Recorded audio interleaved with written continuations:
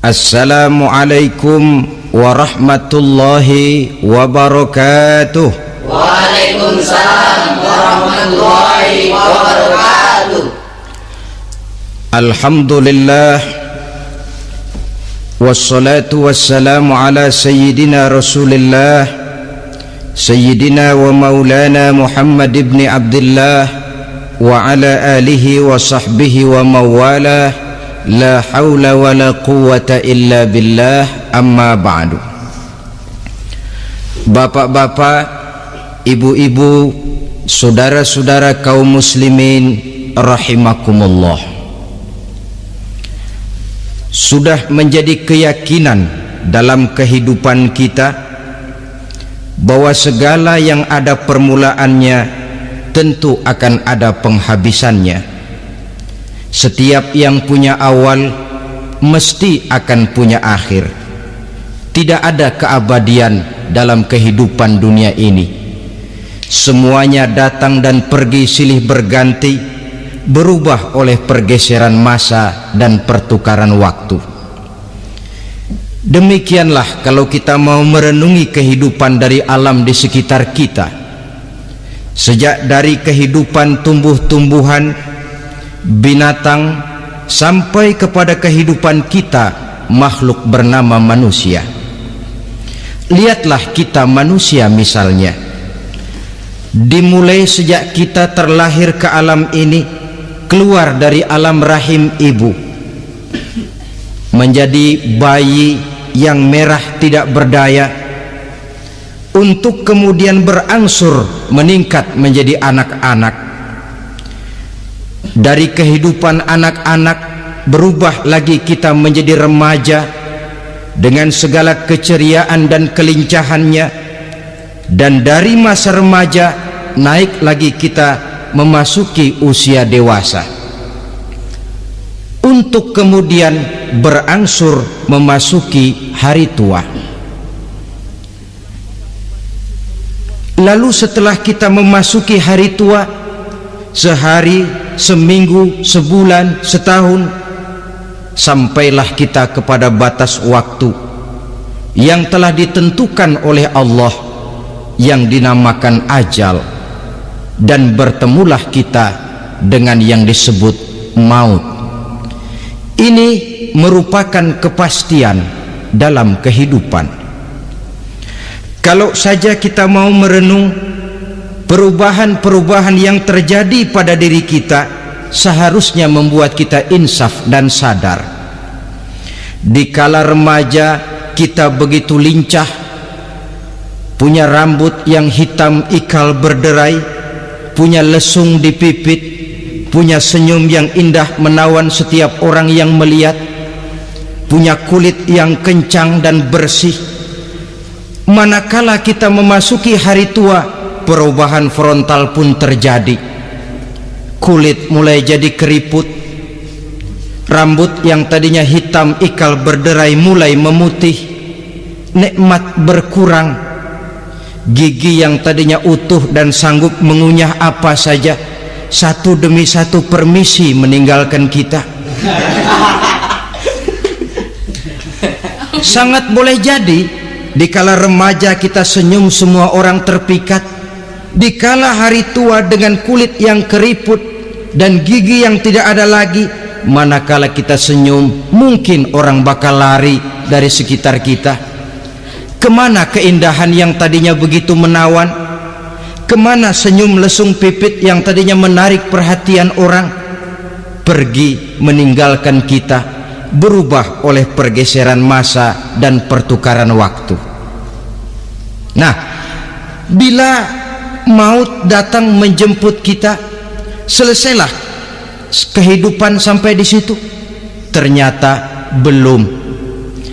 Kalau lahir merupakan perpindahan hidup dari alam rahim ke alam dunia, maka mati hakikatnya merupakan perpindahan hidup dari alam dunia ini ke alam kehidupan yang berikutnya, yang dinamakan dengan alam barzah.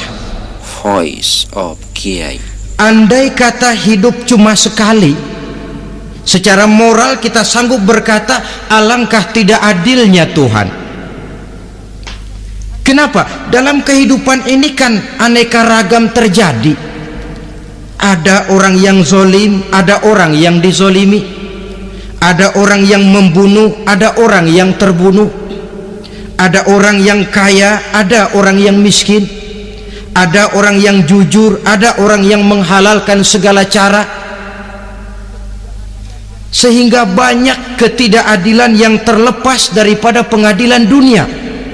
Lalu orang pun bilang, di dunia ini katanya banyak pengadilan tapi sulit keadilan. Di dunia ini mudah mencari pengadilan tapi sulit untuk mencari ketidakadilan. Andai kata hidup cuma sekali, tidak akan ada hidup sesudah hidup yang sekarang ini. Bagaimanakah nasib mereka yang lepas dari pengadilan dunia ini? Alangkah tidak adilnya Allah andai kata tidak ada kehidupan sesudah hidup yang sekarang. Tentulah akan terjadi di mana orang menghalalkan segala macam cara untuk mencapai tujuan. Yang penting kan saya kaya, yang penting kan saya punya jabatan dan kedudukan tinggi. Kalau perlu jilat atas, kalau perlu sikut kiri kanan, sikut kiri kanan, kalau perlu injak bawah, injak yang bawah. Ini prinsip daripada orang-orang komunis, dan pantas karena mereka tidak percaya kepada kiamat, pantas karena mereka tidak percaya akan adanya kehidupan sesudah hidup yang sekarang ini. Maka saya menghimbau kepada seluruhnya, kita sudah kadung menyepakati negara ini berdasarkan Pancasila. Kita sudah kadung konsensus bahwa PKI dengan seluruh ajarannya tidak punya hak hidup di bumi Pancasila yang kita cintai ini. Maka salah satu ajaran PKI tujuan menghalalkan cara. Kita orang Indonesia yang berbudi pekerti luhur, yang punya nilai budaya tinggi, janganlah sampai mencaci PKI, membubarkan PKI, mengutukkan PKI, tapi dalam kehidupan sehari-hari prakteknya prinsip komunis kita pakai. Apa itu? Tujuan menghalalkan cara. Asal sudah tujuan tercapai, cara apapun saja halal. Itu pandangan hidup orang yang tidak percaya kepada adanya hari akhirat. Sebagai muslim yang yakin akhirat ada, kiamat pasti akan datang, hidup tidak cuma sekali. Maka kalau kita zalim, kalau kita berbuat aniaya, kalau kita melakukan korupsi, kalau kita merugikan orang lain, boleh jadi kita terlepas daripada pengadilan dunia.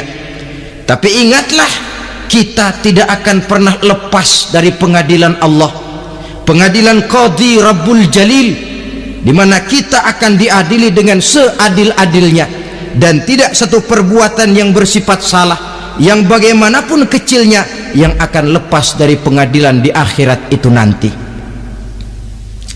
Pantas saja kalau satu hari malaikat Jibril datang menasihati Rasulullah sallallahu alaihi wasallam, yang artinya juga menasihati kita semua.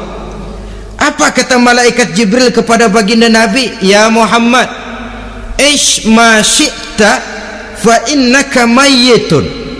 Hai Muhammad, hiduplah semau kamu, tapi jangan lupa kamu pasti akan mati. Kalau memang dilarang tidak terlarang, dicegah tidak tercegah, kamu mau melaksanakan hidup menurut maumu sendiri, persilahkan, hiduplah menurut mau dan gayamu. Tapi jangan lupa, fa innaka mayyitun, satu saat kau pasti bakal mati. Dan mati itu bukan akhir dari segalanya, dia babak baru bagi kehidupan selanjutnya. Silahkan hidup menurut maumu, tapi jangan lupa kau pasti akan mati. Voice of Kiai. Wa'mal ma syi'ta fa innaka majziyun bih. Kerjakan apa saja yang kamu mau. Kalau kau mau menghalalkan segala macam cara, persilahkan halalkan segala macam cara. Tapi jangan lupa kau akan mendapat balasan dari seluruh amal perbuatanmu.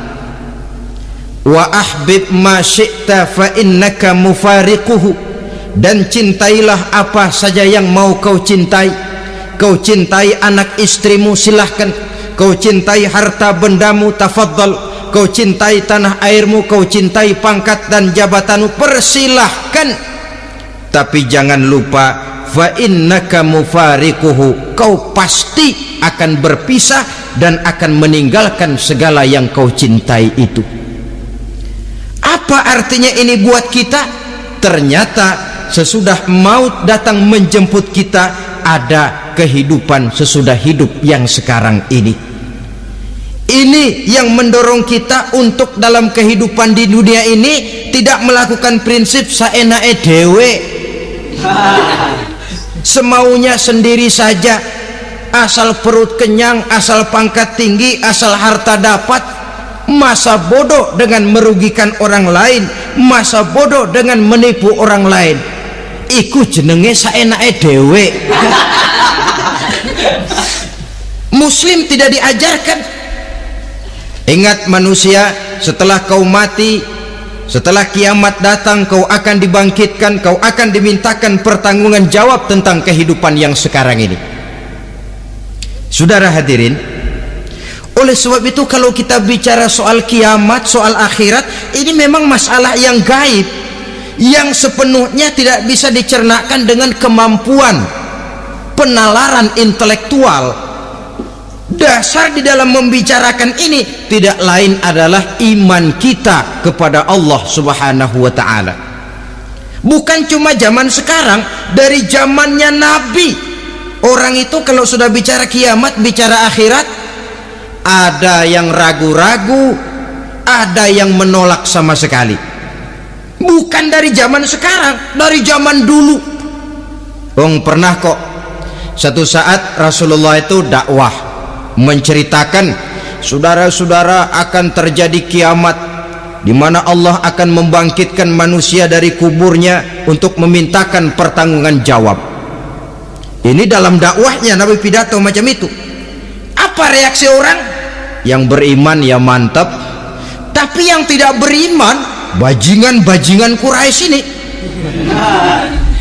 mereka bertepuk tangan, mengejek, mencaci. Malahan ini yang luar biasa, ada dua orang kafir namanya Ubay bin Ka'ab dan Al-As bin Wa'il. Mendengar pidato macam ini, mereka buru-buru pulang ke rumah. Ngapain? Ngambil pacul. Lalu berangkat nyari kuburan tua. Dia gali itu kuburan, tulang-tulangnya diangkut, dibawa ke depan Nabi. Ya Muhammad, tulang-tulang yang udah hancur begini, siapa yang bisa ngidupin lagi? Yang macam-macam aja kamu Muhammad, nggak rasional, nggak masuk akal. Allah menjawab, apa kata Allah? Wa daraba lana mathalan wa nasiya khalqah qala man yuhyil 'izama wa hiya ramim qul yuhyiha alladhi ansha'aha awwala marrah wa huwa bikulli khalqin alim. Mereka memberikan perumpamaan kepada kami, kata Allah. Mereka melupakan asal kejadiannya. Mereka bertanya, siapa yang sanggup menghidupkan tulang belulang yang sudah hancur kayak begini? Qul yuhyiha alladhi ansha'aha awwala marrah. Katakan kepada mereka Muhammad, yang akan menghidupkannya adalah Dia yang telah menciptakannya pertama kali dulu. Kalau Dia sanggup menciptakan, Dia tentu lebih sanggup lagi untuk mengembalikan reproduksi ciptaan itu sebagaimana semula. Yang paling kasihan yang ragu-ragu, akhirat itu ada apa enggak sih? Kiamat itu ada apa enggak sih? Lantaran ragu-ragu, terombang-ambing dia antara harapan dan putus asa, antara kenyataan dan idealisme. ada yang buta sama sekali 100% terhadap keadaan-keadaan sesudah mati. Perhatian mereka hanya tercurah kepada kehidupan sebelum mati. Yang mereka perhatikan siang dan malam tidak lebih daripada urusan perut. Pergi pagi pulang sore, peras keringat, banting tulang. Cuma soal makan, soal minum, soal pakaian, soal kendaraan, soal rumah tangga, soal anak, soal istri. Yang mereka pentingkan hanya soal-soal politik misalnya, ekonomi, pembangunan dan industri. Untuk soal-soal kayak begitu giat betul, habis seluruh waktu untuk memikirkan meningkatkan kebudayaan, politik, sosial, ekonomi. Kadang-kadang kurang tidur, kurang istirahat, berkeliaran ke sana kemari ke tempat yang jauh-jauh, sampai-sampai kadang-kadang terkena stres, penyakit darah tinggi, ginjal, lever, untuk memikirkan hal-hal yang semata-mata karena dunia saja. Lantas boleh jadi mereka mendapatkan kekayaan yang berlimpah ruah, mendapatkan kedudukan yang tinggi, nama yang semerbak, dikenal orang di barat dan di timur, di utara dan di selatan. Tetapi alangkah kecewanya mereka jikalau datang ajal menjemput nyawa, mati mereka meninggalkan harta yang banyak, nama yang masyhur. Mereka disebut dengan jasa-jasanya. Radio memberitakan, TV menyiarkan, koran-koran memuat. Bahkan nama mereka kadang-kadang dikenang 2-3 tahun setelah wafatnya. Tetapi dalam pada itu roh mereka merintih, mengeluh, menderita, karena dilemparkan oleh Allah ke tempat-tempat yang kotor, penyesalan yang sudah tidak akan ada gunanya lagi. Saudara-saudara kaum muslimin rahimakumullah, oleh karena itu kehidupan akhirat bukanlah dongeng dan takhayul, bukan khurafat dan hayalan. Kehidupan akhirat, hari kiamat adalah kebenaran dan kepastian. Dalam surah Al-Hajj ayat ke-7, Allah Subhanahu wa taala menyatakan, wa anna as-sa'ata atiyatun la raiba fiha wa anna Allah yab'atsu man fil qubur, dan bahwasanya kiamat itu sesungguhnya adalah sesuatu yang pasti dan tidak ada keraguan-raguan lagi di dalamnya, dan bahwasanya Allah sungguh-sungguh akan membangkitkan manusia dari kuburnya masing-masing.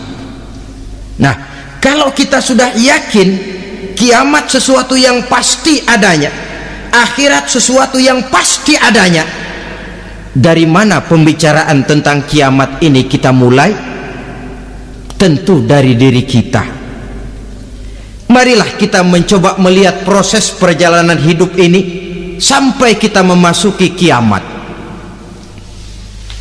Hadirin, tidak ada makhluk secantik manusia. Tidak percaya? Pernah ke Ragunan? Nah, saudara masuk ke kebun binatang, segala macam makhluk ada di situ, ratusan macam jenis binatang. Bandingkan dengan saudara, kira-kira cakep mana?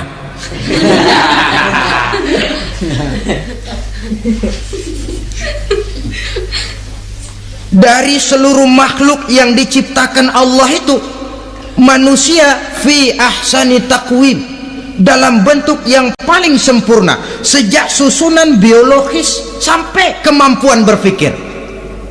Biologis kita, ya Allah, diciptakan kita begini rupa, diberikan 2 kaki untuk berjalan, 2 tangan untuk bekerja, diberikan 2 mata, dua-duanya di depan. Pernah saudara mikir kalau mata kita yang satu di depan, yang satu di belakang? Rasanya nggak laku kacamata itu.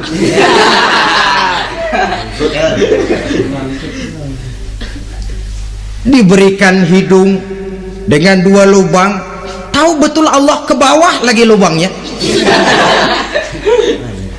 Coba pikir kalau lubang hidung kita menghadap ke atas, aduh kalau musim hujan repot jagain hidung. Laqad khalaqnal insana fi ahsani taqwim. Sungguh telah kami ciptakan manusia dalam bentuk kejadian yang paling sempurna ketimbang makhluk-makhluk Allah lainnya. Nah, kesempurnaan manusia ini oleh karena hidupnya terdiri dari 2 unsur pokok. Pertama unsur jasmani dan kedua unsur rohani, jasad dan roh. Jasad yang terlihat sekarang ini, potongan saudara yang ngejedok di depan saya ini jasad saudara. Ini yang berasal dari saripati makanan yang dimakan oleh bapak ibu kita, lalu hasil kerjasama yang baik antara ibu dengan bapak, terwujudlah kita. Kalimat langsungnya, jasad ini berasal dari tanah yang tadi berubah dari bayi, remaja, dewasa, meningkat hari tua. Yang berubah itu jasmani kita. Kenapa? Karena jasmani itu materi, benda, daya tahannya terbatas. Dia berubah oleh pergeseran massa dan pertukaran waktu. Apa ada orang makin tua makin cakep? Jasmani oleh karena dia materi, dia berubah oleh pergeseran massa dan pertukaran waktu. Nah, yang menyebabkan jasmani itu bergerak karena ada roh di dalamnya. Ini yang menyebabkan kehidupan. Ini yang menjadi sumber kehidupan, pusat kesadaran dan pengertian dalam kehidupan manusia. Tanpa roh dalam diri kita, maka jasad kita, pernah lihat orang mati? Itu kalau orang mati, coba perhatikan, apanya yang kurang? Kupingnya masih ada tapi sudah tidak sanggup mendengar, matanya masih lengkap tapi tidak mampu melihat, jangankan melihat, terbuka saja tidak. Mulutnya masih ada tapi sudah tidak bicara lagi, telinganya cukup tapi tidak sanggup mendengar, kakinya lengkap tapi tidak mampu lagi berjalan. Apa penyebabnya itu? Ternyata jasmani kita, jasad ini manakala sudah ditinggalkan oleh roh, dia tidak akan bisa berdaya apa-apa, tidak mampu berjalan, tidak pula berbuat, tidak pula bekerja apapun saja. Saudara-saudara, dua-duanya punya kebutuhan. Jasmani ada kebutuhannya, rohani pun ada kebutuhannya. Jasmani yang jelas perlu makan, perlu minum, perlu tidur, perlu pakaian dan sebagainya. Nah, apabila saat berpisah datang, ajal sampai, berpisahlah roh dan jasad, dan itulah yang dinamakan dengan maut. Jadi apa sih mati itu? Mati adalah berpisahnya roh dengan jasad. Sebab itu Islam sangat menganjurkan kita untuk banyak-banyak mengingat mati. Bagaimana caranya mengingat mati? Pertama, mati itu kan pasti. Kira-kira yang hadir di sini ada yang nggak mati nggak? Kira-kira? Semuanya bakal mati kan? Berani? Berani. Sekarang mau? Saudara,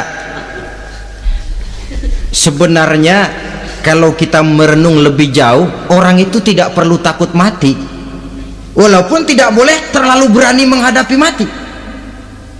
Karena bagaimanapun takutnya kita kepada mati, toh dia pasti datang. Bagaimanapun beraninya kita mati, kalau belum ajal ya tidak mati juga. Jadi muslim itu kan harus berani menghadapi hidup dan tidak takut menghadapi mati. Mati adalah sesuatu yang pasti. Muslim dianjurkan banyak-banyak mengingat mati dalam kehidupan. Caranya bagaimana? Pertama, berziarah, nengokin teman yang sakit. Ya? Ya. Suka nengokin teman yang sakit enggak? Oh, itu pahalanya kata Nabi. Menengok orang yang sedang sakit lebih afdol daripada sholat sunnah 1000 rakaat. Apa pernah saudara sembahyang sunnah sampai 1000 rakaat? Belum. Nengokin orang sakit pahalanya lebih afdol daripada itu. Kenapa menengoki orang sakit mengingatkan kita kepada mati? Iya ya, ini teman saya yang kemarin segar banget, bercanda sama saya, ketawa sama-sama, sekarang terbaring tidak berdaya, hilang kemampuannya, hilang keceriaannya, sakit. Iya kalau sembuh, kalau ajal, iya sekarang giliran dia, kalau jatuh ke saya. Lalu menghibur teman dengan kata-kata yang enak, yang akan mendatangkan sugesti supaya dia cepat sembuh. Jangan nengokin orang sakit jujur, sakit apa lu? Perut. Emang teman gua kemarin sakit begini mati nih. Wah, itu orang bisa jadi shock lantaran etika kita tidak akan sampai ke sana. Menjenguk orang sakit akan mengingatkan kita kepada mati. Apalagi ziarah kubur. Ada yang orang tuanya sudah meninggal? Nah, kalau ada, ya tidak bisa tiap hari, sekurang-kurangnya seminggu sekali, Jumat pagi misalnya, ziarah kita ke kubur. Sehingga kalau kita masuk kubur kan ada etikanya. Assalamualaikum ya ahlal kubur wa inna insyaallahu bikum lahikun. Hai penduduk kubur, keselamatan bagi kamu dan kami yang masih hidup sekarang ini insyaallah pasti bakal nyusul kamu. Iya, yang kemarin gagah benar sekarang terbaring tanpa daya. Ini unggukan kuburannya. Yang kemarin ada sekarang sudah tidak ada. Kemana dia? Kami satu saat pasti akan begini. Ingat mati. Lalu apalagi yang bisa membuat kita ingat kepada mati? Mengawal jenazah. Bukankah sangat dianjurkan oleh agama? Bahkan kalau bisa sejak mengurusnya, memandikannya, mengkafankannya, menyolatkannya untuk kemudian mengantarnya ke kubur. Hari ini saya antar dia ke kubur, besok boleh jadi saya yang diantar orang. Hari ini saya solatkan dia, besok boleh jadi saya yang disolatkan orang. Hari ini saya masukkan dia ke liang lahat, besok mungkin giliran saya dimasukkan orang ke liang lahat. Ingat mati, tumbuh kesadaran. Lalu daya positifnya dalam kehidupan apa? Nah, saudara-saudara hadirin, orang yang mengingat mati bukan lantas menjadi lemah dalam kehidupan, menjadi putus asa, sedikit semangat, terbentur kesulitan, mudah frustasi. Bukan itu tujuannya kita diperintah mengingat mati. Jelasnya Islam menganjurkan kita untuk mengingat mati guna maksud-maksud yang positif, supaya orang lalu sadar hidup ini cuma sebentar. Maka mumpung hidup, nah ini mumpung, tapi mumpung yang baik. Mumpung hidup, maka hidup yang singkat ini harus saya pergunakan dengan sebaik-baiknya, melakukan kebajikan yang sebanyak-banyaknya, menjauhkan rasa malas, menunggu keajaiban yang datang dari langit, berleha-leha, bermain-main, sementara maut kalau dia datang tidak pernah main-main. Pantas kalau seorang penyair bernama Syauqi memesankan tazawwad bittaqwa fa innaka la tadri idza hanna al-lailu hal ta'ishu ila al-fajri kam min sahihin mata min ghairi illatin wa kam min alilin 'asha hinan min ad-dahri. Persiapkan dirimu dengan takwa, sebab kamu tidak tahu apabila malam datang kamu masih bisa hidup apa enggak besok pagi. Apa ada jaminan saudara yang kumpul di depan saya malam ini besok masih bisa hidup? Tidak. Ada jaminan? Tidak. Tidak ada sama sekali. Kam min sahihin mata min ghairi illatin. Berapa banyak orang sehat mati nggak pakai sakit lagi. Sebabnya kadang-kadang ringan saja. Ada yang cuma jatuh di kamar mandi mati. Ada yang cuma ketiban pensil. Iya, kalau ketiban pensil 3 peti masa nggak mati. Ta'addadatil asbab wal mautu wahid. Sebabnya boleh jadi macam-macam, tapi mati satu juga, yaitu mati. Dia seperti kelapa yang terlalu tua jatuh ke bawah, yang kembang baru keluar pun jatuh ke bawah. Itulah mati. Dia datang menjemput yang bayi, dia datang mengambil yang anak-anak, dia datang juga kepada yang remaja, kepada yang dewasa, kepada yang tua sekalipun. Jangan yang remaja lalu berpikir, gua rasanya masih jauh banget mau mati. Ini sesuatu yang pasti yang kita tidak pernah diberitahu kapannya. Kalau dikasih tahu kapannya kan kita bisa, umpama malaikat maut datang ke rumah saya, saudara Zainuddin kau mati 80 tahun lagi. Wah, saya kan berhitung, masih lama, poya-poya aja dulu Tapi ini tidak pernah diberitahu kepada kita. Lantaran tidak diberitahu itulah kita perlu bersiap-siap dengan selalu mengingat-ingat mati yang mendorong kita untuk berbuat positif.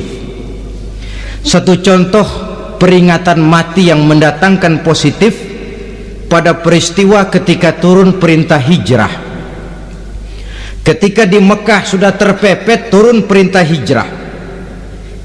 Ini sahabat yang berangkat hijrah, jangan dikira semua bulat hati. Ada yang mikir, kalau saya hijrah berangkat dari Mekah ke Madinah, nanti di tengah jalan dicegat oleh kafir Quraisy lalu dibunuh, mati saya. Takut mati. Allah peringatkan, kullu nafsin za'iqatul maut. Kamu disuruh hijrah saja takut mati, padahal kamu tahu semua yang hidup bakalan mati. Diam saja di Mekah mati, hijrah ke Madinah pun akan mati. Mendengar ayat ini, Sayyidina Umar bin Khattab seperti dibakar semangatnya. Kalau sebagian sahabat hijrah sembunyi-sembunyi, beliau mau hijrah itu malah bajingan Quraisy dikumpulkan dekat Ka'bah. Pidato, ya ma'syarah Quraisy, dedengkot Quraisy, dengerin, besok pagi yang namanya Umar bin Khattab mau hijrah dari Mekah ke Madinah. Siapa yang kepengen kepalanya berpisah dengan badannya, persilahkan cegat Umar di jalanan. Besok dengan tenang dia berangkat hijrah, gak ada yang berani nyegat. Tuh Quraisy juga barangkali mikir, gue ngapain nyegat penyakit. Begitu ingat mati, timbul semangat juang, timbul semangat berbuat. Ini ingat mati yang positif, bukan yang melemahkan semangat. Dah jangan kerja rajin-rajin dah, lu bakalan mati. Ini ingat mati yang salah pasang. Ingat mati seharusnya mendorong manusia untuk berbuat lebih tekun. Allah memberikan peringatan, qul innal mauta alladzi tafirruna minhu fa innahu mulaqikum. Katakan, maut yang kamu akan melarikan diri daripadanya, yang kamu takuti benar dia pasti akan datang menjemput kamu.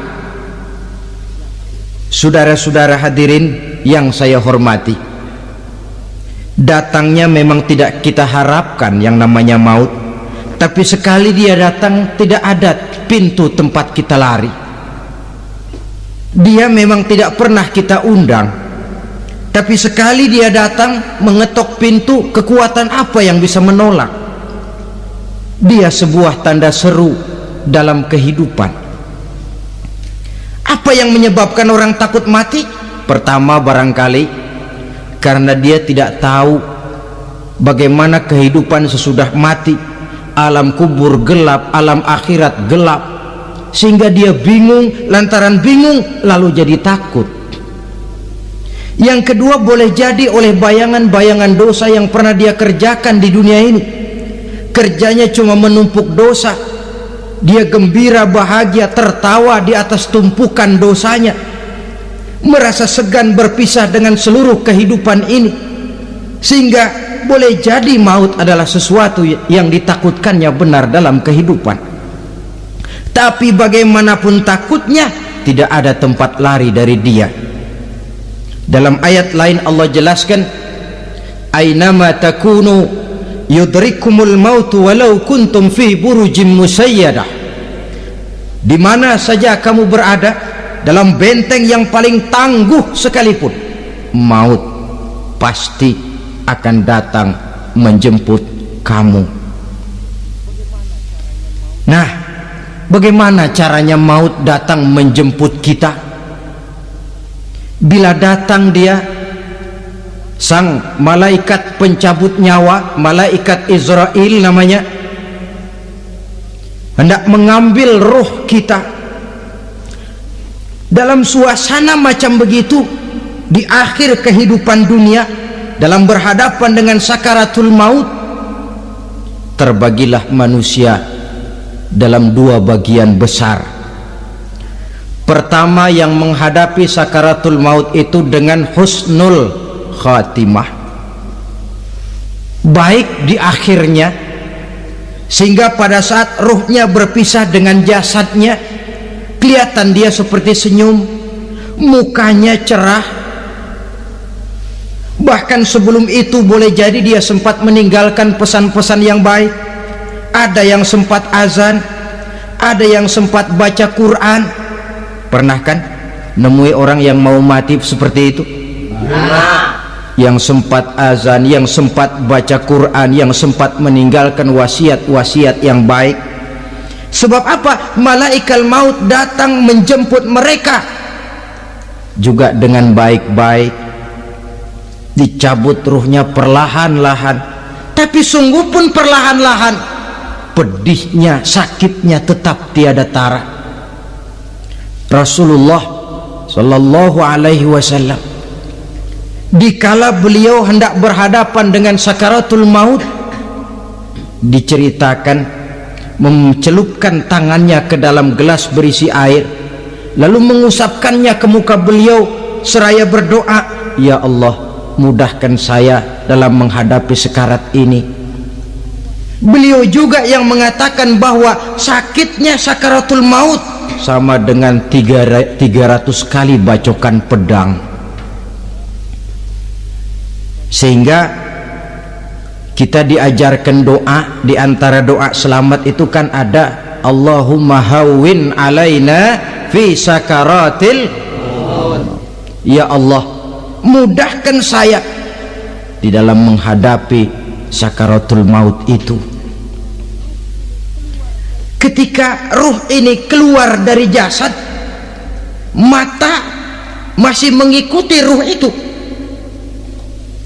sehingga kadang-kadang ada yang matanya terbelalak dan tidak sempat ditutup, terbuka terus, mengikuti ruh itu keluar dari jasadnya.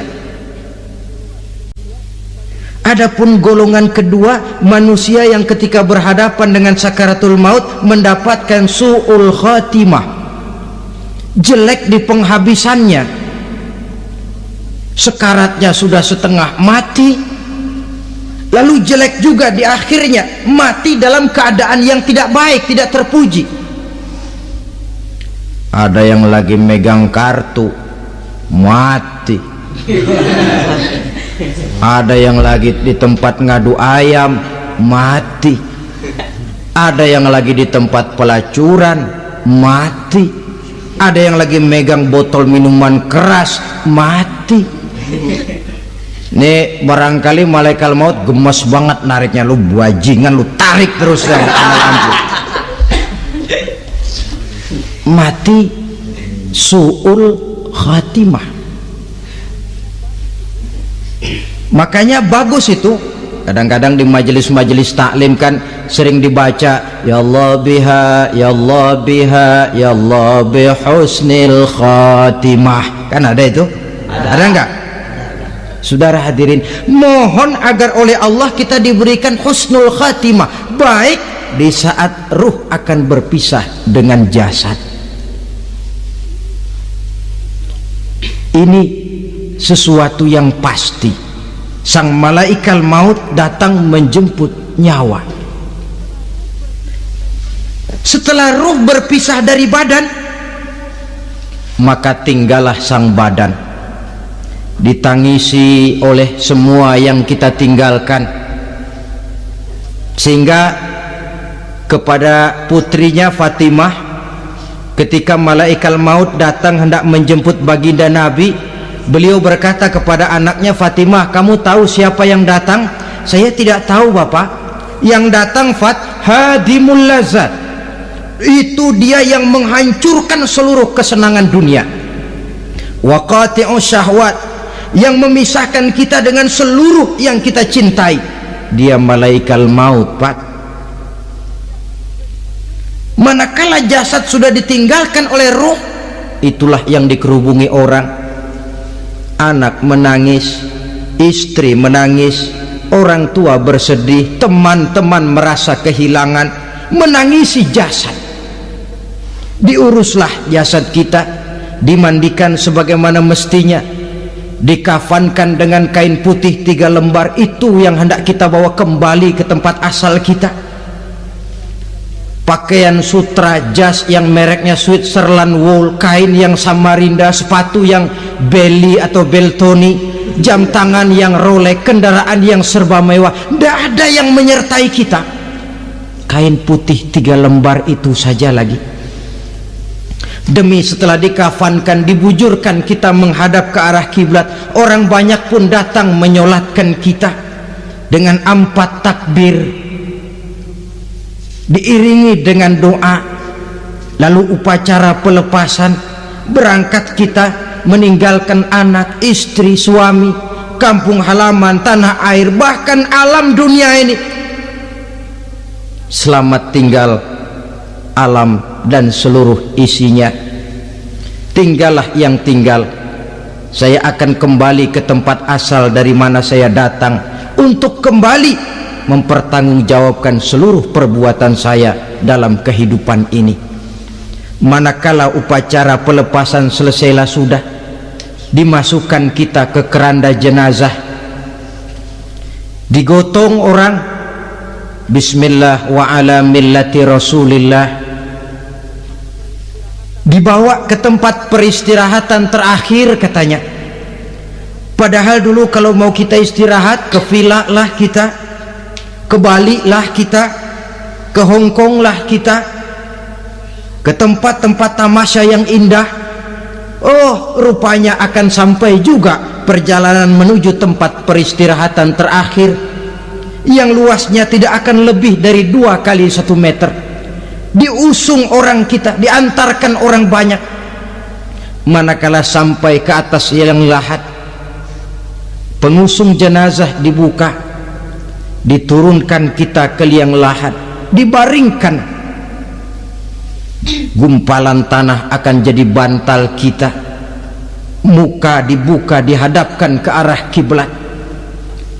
Setelah itu ditutup tiang lahat kita, liang lahat kita dengan kayu. Masih belum kurang, diuruk dengan tanah. Yang menguruk orang-orang yang tadinya mencintai kita, menyayangi kita. Tapi ketika jasad sudah ditinggalkan ruh, habis rupanya cintanya. Coba jasad kalau sudah ditinggalkan ruh, 3 hari aja di rumah serem. Ya mayit, siapa yang betah nemenin mayit?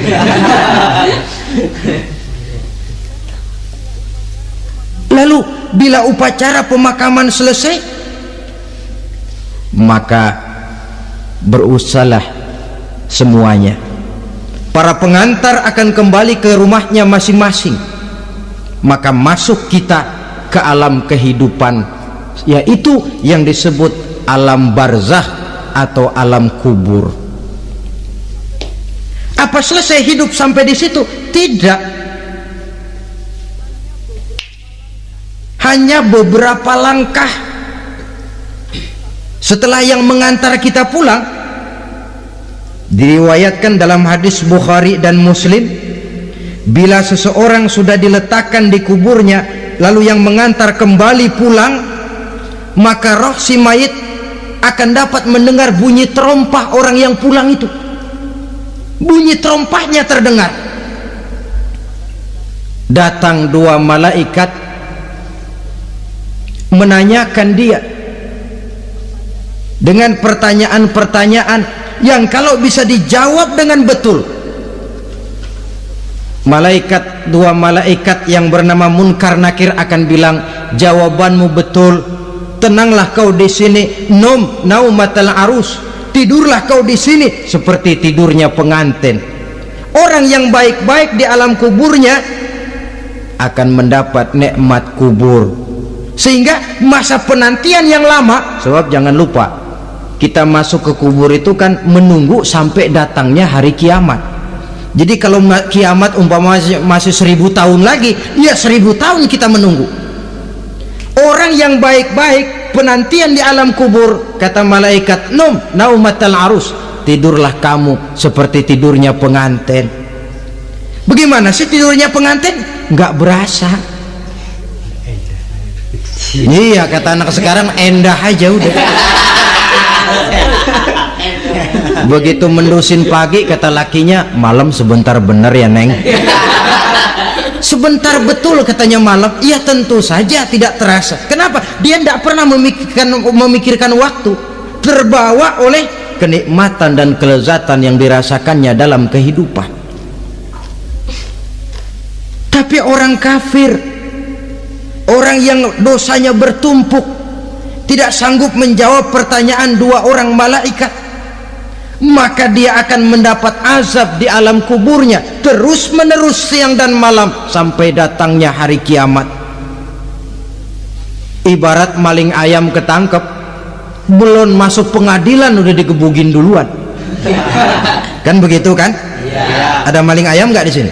Ya. Nah, itu yang nyaut tadi pengalaman itu. Di sidang belum divonis, belum digebugin babak belur. Saudara hadirin, maka alam kubur bisa merupakan raudhatun min riyadil jannah, taman di antara taman-taman surga, pun juga bisa merupakan hufratun min hufarin niran, menjadi liang daripada neraka.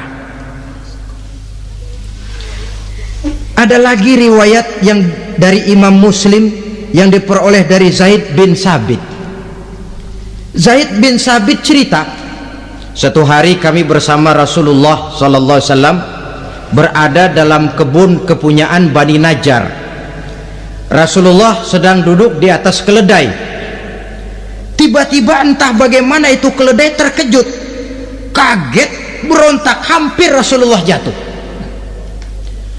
Rasulullah kemudian bertanya, rupanya di kebun itu ada kuburan tua, 5 atau 4 kuburan.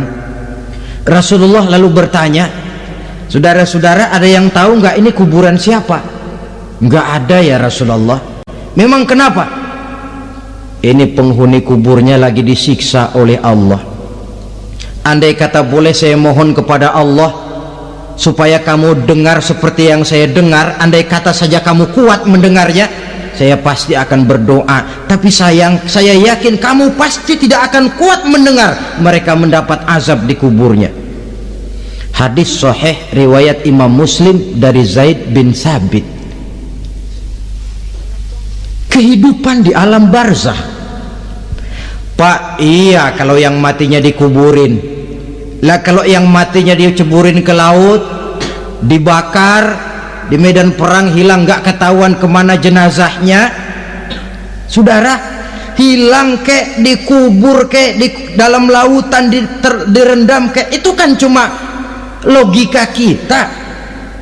Menurut Allah tidak ada perbedaan orang mati dikubur di dasar lautan atau dibakar sampai jadi abu atau gugur di medan perang tidak ketemu jenazahnya.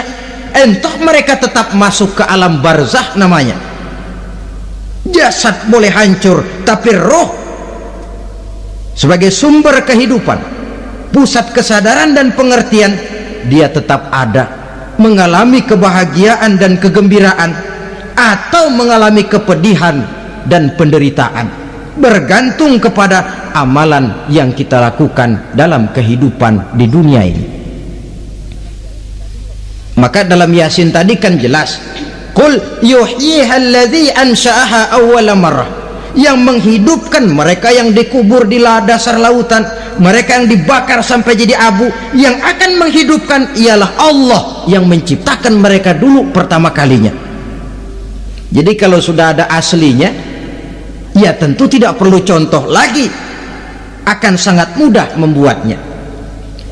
Orang tua kita, keluarga kita yang sudah berpulang, mereka di alam barzakh sekarang ini bisa mendapat nikmat kubur, bisa mendapat azab kubur, bergantung amalan mereka dalam kehidupan di dunia ini. Dalam Musnad Imam Ahmad dan Sahih Abi Hatim malah ada tambahan riwayat, orang yang banyak kebajikannya di dunia, amalannya akan datang menemani dia.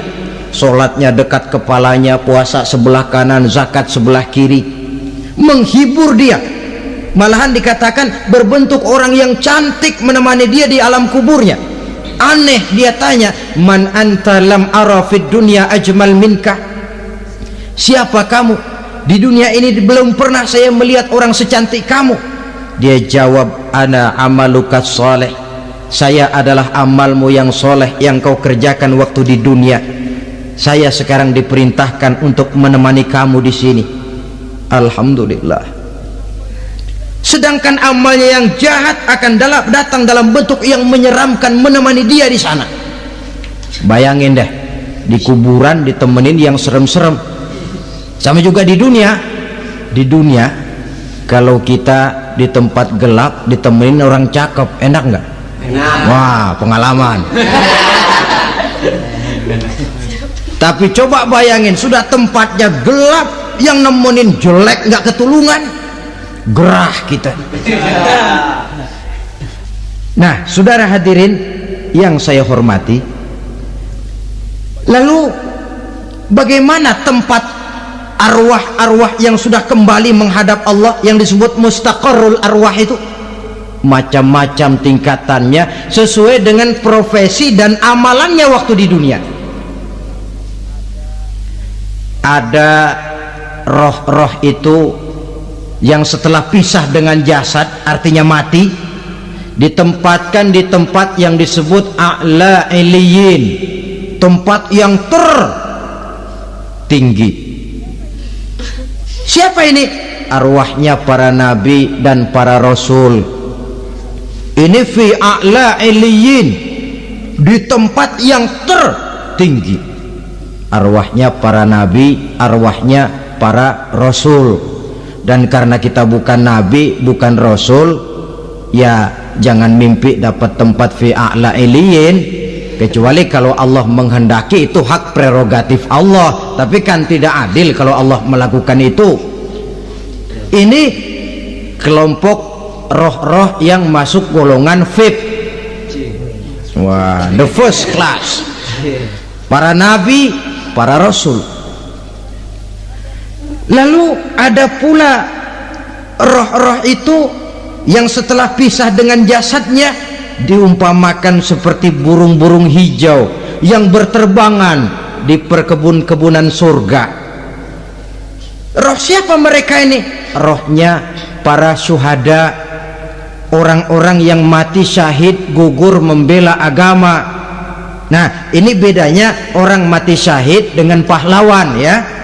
Apa bedanya syuhada dengan pahlawan? Kalau syuhada orang yang gugur membela agama, niatnya karena Allah, mati syahid.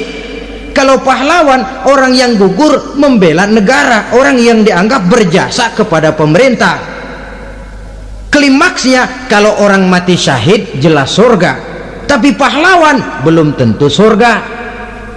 Kenapa? Bergantung kepada negara macam apa yang dibelanya dan pemerintah model mana yang dibelanya. Di negara-negara komunis misalnya, banyak nggak pahlawan? Banyak. Dengan sekian tanda jasa yang mati di medan perang dan sebagainya. Kira-kira pahlawan komunis masuk surga enggak? Tidak. Ya, kalau pahlawan komunis masuk surga, kita enggak kebagian kapling di surga barangkali. Inilah bedanya pahlawan dengan orang mati syahid. Kemudian ada pula roh itu yang tertahan di pintu surga. Tertahan di pintu surga. Ini seperti tadi, orang yang mati syahid tapi masih ada kaitan di dunia.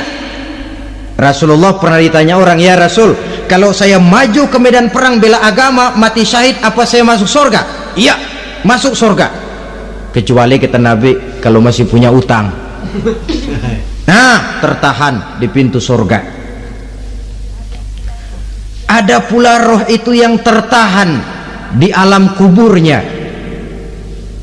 Ini umumnya seperti tadi itu, ada mempunyai dosa, mempunyai kesalahan sehingga merasakan azab kubur.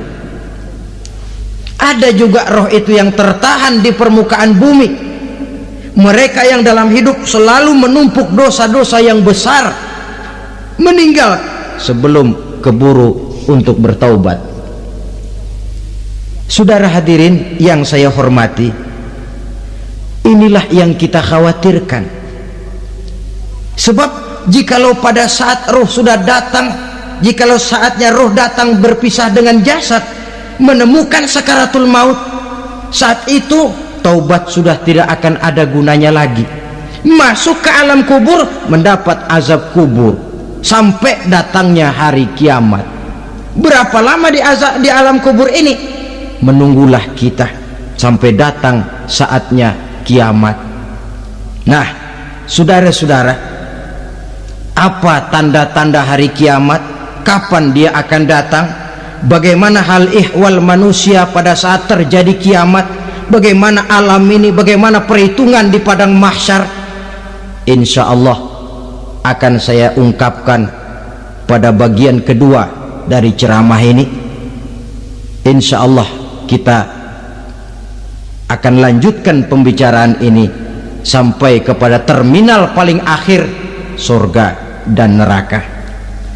Inilah saja pertemuan kita pada kesempatan kali ini. Terima kasih banyak atas segala perhatian. Mohon maaf atas segala kekurangan. Wabillahi taufiq wal hidayah. Wassalamualaikum warahmatullahi wabarakatuh. Waalaikumsalam warahmatullahi wabarakatuh.